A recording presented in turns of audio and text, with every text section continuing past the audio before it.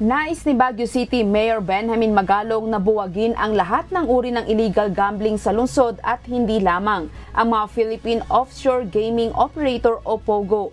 Naniniwalang alkalde na nararapat ding iban ang maito sa bansa na matagal na ring nag-ooperate. Ayon kay Magalong, ipinag-utos na nito sa City Director ng Baguio City Police Office na hindi lamang POGO ang iimbestigahan kundi maging ang posibleng operasyon ng weteng. Nagbigay na ako ng instruction kay CD Bulwayan na tingnan mo nga kung meron ba talagang POGO dito. Pangalawa, tingnan mo nga kung may weteng pa rito. Di ba? Kasi STL dito eh. Bawal ang weteng dito.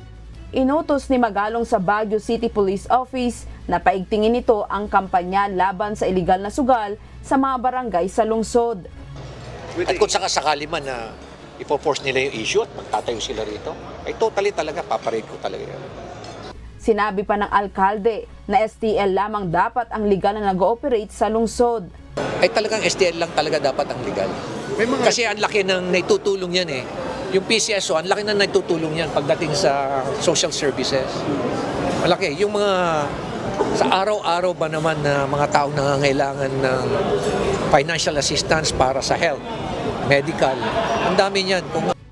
Matatandaan sa kanyang pag-upo bilang mayor ng lungsod sa una nitong termino noong 2019, kanyang inutusan ang BCPO na ipahinto ang lahat ng klase ng iligal na sugal sa City of Pines.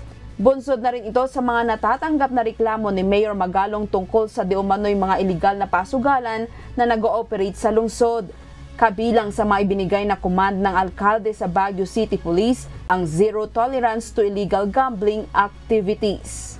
Grace Doctolero, humahataw sa balita ngayon.